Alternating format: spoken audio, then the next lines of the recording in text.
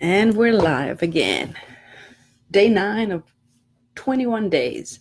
21 days, day 9. We're basically halfway through.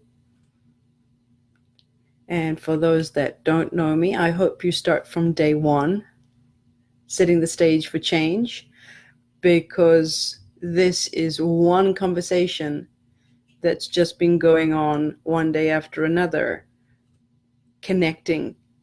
So they're not separate individual videos to watch, just one. I would suggest to go back to the first, and they're not very long. Some of them, I think the longest is about 30 minutes and the shortest is about 9. So depending on what resonated that day and I wanted to share with you. But if you watch every single one of them one after another at some point and just gather the message that was resonated, you can actually start to see this bigger picture. All right. And today I wanted to, yesterday we touched bases on what imagination is and how we're using it, or how we're not finding time to actually enjoy our ability to imagine. And why I say our ability to imagine, because there's every single person on this planet has the ability to imagine. It's just that we don't give it much importance, significance, because we have put imagination into that category of the mind will just label it as this is not important. We have so many important things to look at. We're adults now, and imagination has become an element of, not saying disgrace, or like if you're putting time aside to imagine, you're not a responsible adult. You're not a responsible human being. All right, so it's essential to actually make time to imagine, because by imagining what you actually would like to experience, you're giving your body a taste, a frequency, a vibrational, energetic taste of what that would feel like. You are literally raising up your frequency. You are literally changing the energetic environment of your body, of your mind. You are changing those neural pathways in your brain. It is actually physically something happening. There is some change happening if you allow yourself to imagine.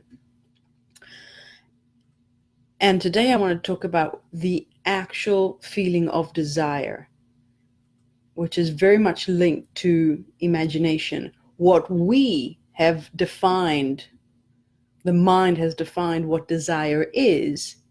Desire is something that I want that I don't have. Nuh-uh. No. When you say, I want more money, my desire is to have more money, you only want more money. So you don't have to think and interact with that annoying thought that says you don't have enough, you don't have enough, you don't have this enough, you don't have enough love, you don't have enough health, you don't have enough money, you don't have enough free time, you're not worthy enough. That's why you think you want the thing that you want, and you called it desire. No.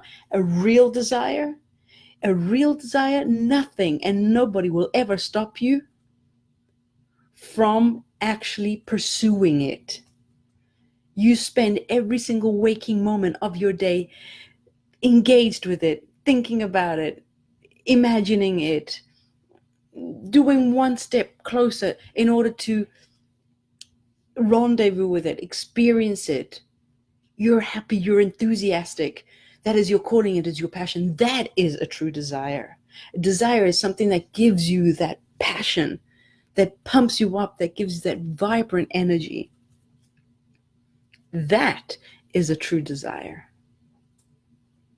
That you wake up every morning and plan every little step. What can bring me closer to achieving that, to really seeing it is possible. Before you go to bed, you think about it, you imagine it, you talk about it, you blog about it. And just talking about it and thinking about it and being able to interact with the idea or the imagination of it just gives you a more vibrant frequency to you. Effortlessly. It's not an effort. That is a true desire. And if it's not giving you that kind of emotion, then it's not a desire. It is an indication that you're perceiving something's missing, a need.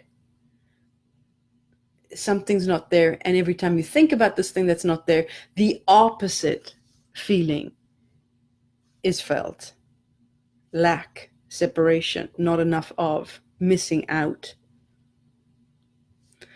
So when the mind tells you, I desire this, ask yourself, am I seeing it as if it's missing? Or is it a true desire? And you will know the answer to that question by the way you feel.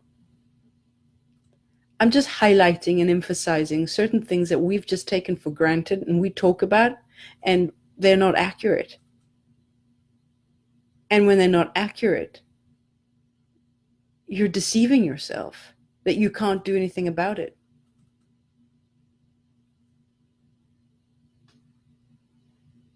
And you can. First of all, realize what the mind is saying, and it's not true.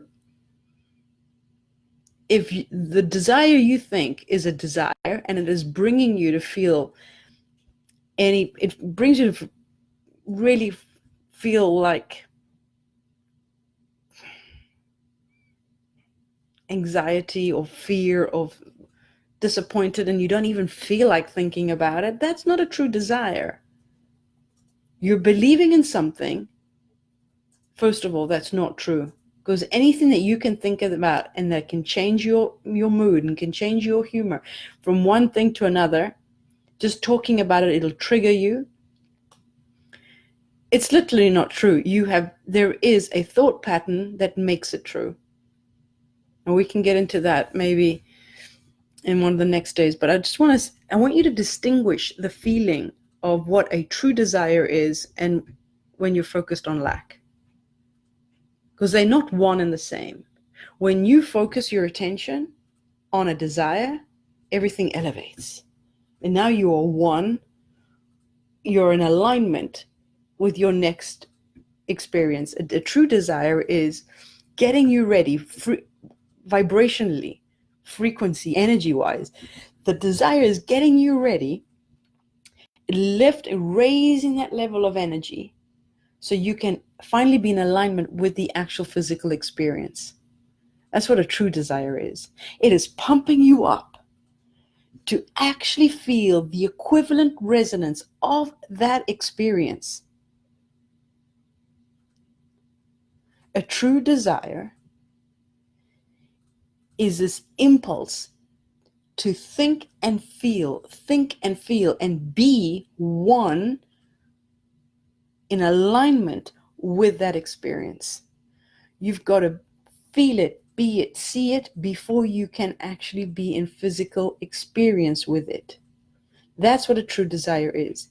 It is pumping you up. It is literally feeding you, guiding you to be the same equivalent frequency of that experience.